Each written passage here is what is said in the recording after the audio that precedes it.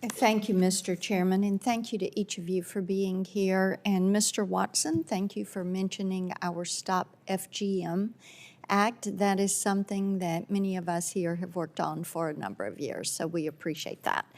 I want to change the subject just a little bit. We've talked a lot about Ukraine, but I want to move it over to China and the atrocities that are being carried out by the Chinese Communist Party against the Uyghurs. We've also seen an uptick in violations against the Tibetans and the Mongolians. And as I've listened to you today, and as I've thought about what we're viewing, whether it is what's happening in Russia, in Ukraine, what we're seeing in China, what we're seeing in Iran, I'd like to hear from you. How do we best move forward to hold the Chinese Communist Party accountable for what they're doing? We're hearing there are 1 million Uyghurs that they are holding in camps. We hear that others are targets, they're harassed, they're surveilled. So, Mr. Rosenbaum, let me come first to you, and then Mr. Watson, if you'll have anything to add to that. Thank you, Senator. Again, thank you especially for your concern regarding these horrible crimes that almost unbelievably in the 21st century are still being committed. The two countries that you mentioned, neither of those countries is at war, and yet crimes are being committed, as the Secretary of State has, in particular, has made clear publicly. And we don't have still a crimes against humanity law that would cover atrocity crimes committed outside the context of armed conflict.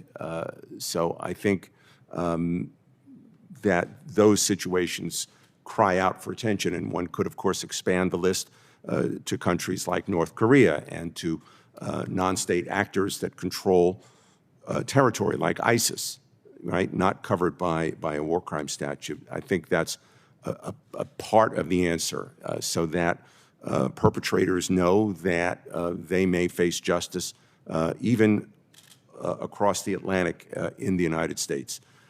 Beyond that, of course, there are sanctions and other efforts on which the Treasury Department, the Commerce Department, the State Department, the Justice Department all collaborate. Thank you. Mr. Watson? Yes, Senator, I'd be pleased to note that we have a level of effort and engagement with regards to that topic.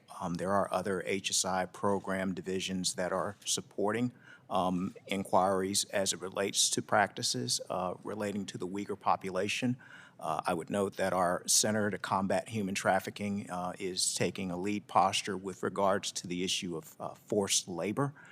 So I believe that would be an option to explore the level of effort across DHS being led by the CCHT, Center to Combat Human Trafficking, that could be of benefit. Are they actively engaged in the cartels, monitoring the cartels and what they're doing with human trafficking at the southern border? How are they addressing that?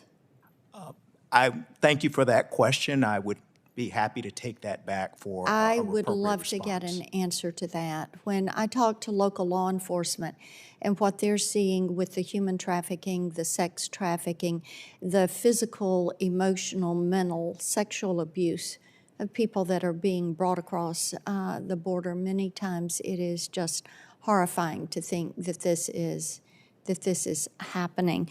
I think also we look at what is happening in Iran, and I've had so many Tennesseans say, we see the protests in Iran, we see what they're doing to women. How could we possibly be negotiating with them on a new nuclear deal? It seems inconceivable. So I am glad to see Senator Grassley and Senator Graham's bill dealing with human rights violators. I hope that that is something the committee will choose to move forward on. Thank you all. Thank you, Mr. Chairman. Thanks, Senator Blackburn. Senator Klobuchar. Thank you very much, Mr. Chairman.